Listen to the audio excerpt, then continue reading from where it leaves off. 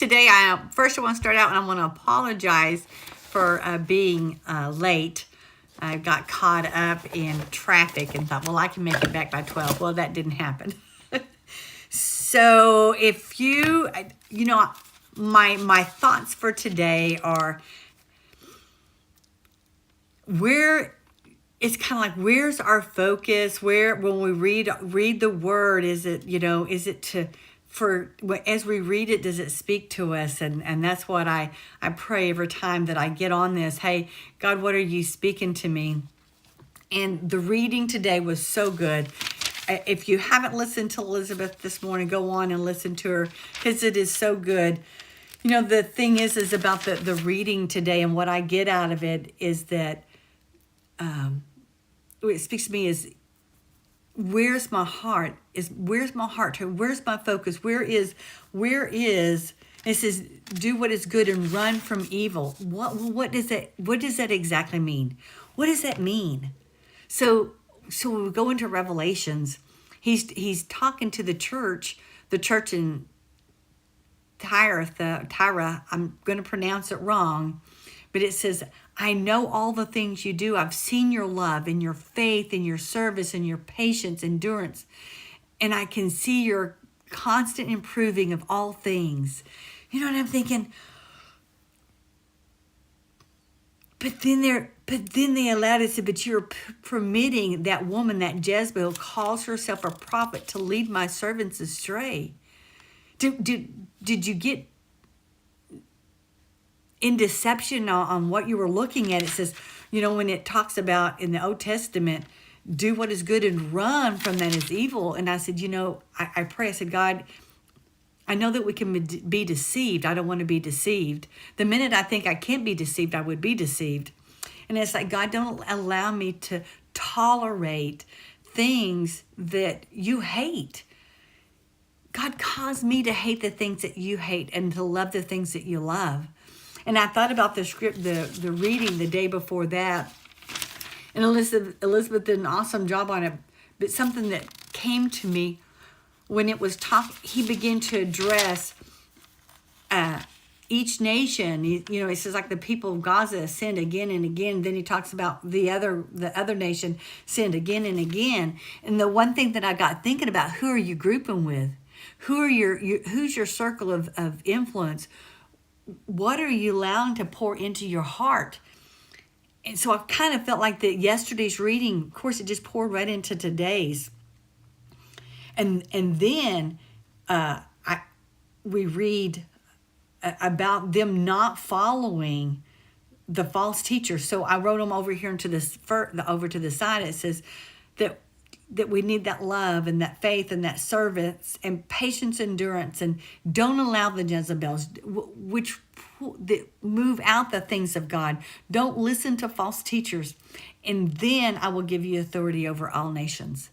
And I love this. They will have the same authority I received from my Father. I will also give them the morning star. And, Elizabeth kind of highlighted about this too, about having insight. That morning star, I will give them the morning star. When I hear morning star, I think about Jesus, because it says they will have the same authority that I received from the Father through Jesus. We have that same authority through Jesus, and I will also give them the morning star. And that's one of those you just kind of stay right there. And it says, come on, God, show me what that means. And then he begins to start to the next church. He says, the one has the sevenfold Spirit of God and the 7 stars. You think that you're alive, but you're really dead. See, I said, God, I pray that I'll know when I'm dead. I want to be alive in him. But when I entertain the old things, see, the old things have been passed away. I think I live in death if I think on old things, the old man thinking. Or am I focused on the new, the redemption, his love, his power, the way he redeemed me from all of my sin? And I love this morning when Elizabeth began to talk about that we don't want to relate or bring our place in the Old Testament with our heart. See, he's redeemed us. He's redeemed us from all of our sin, all of our sin. And I'm just going to end it. Anyone with ears to hear must listen to the Spirit and understand what he's saying to the church. God, help me hear and help me know. And it's not anything about striving. It's all about trusting. It's not about striving. It's about listening and resting in him. It's not about striving, but it's about releasing it back to him. When you're struggling with something, that you don't keep it here, you don't try to figure out, that you know that he's the author and the finisher of your faith, that he's the one that does the transformation. The word of God transforms us. His presence transforms us. He's the one that's redeemed me. He's the one that he said he's going to finish what he started in me.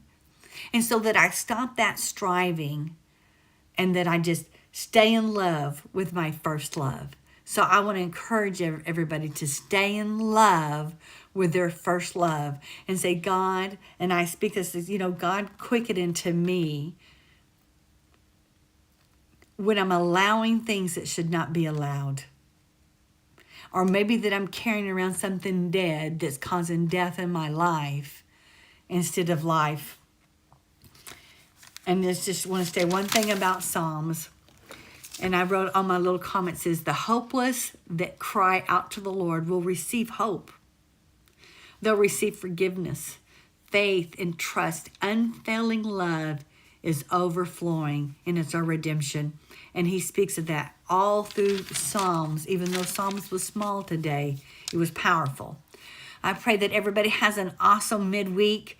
I hope you continue to seek the Lord. Don't be discouraged in any way. And if you are, give it to God. Just like the person in the Psalms cried out, oh, from the depths of despair, Lord, I call for your help. Hear my cry, oh Lord. Pay attention to my prayer.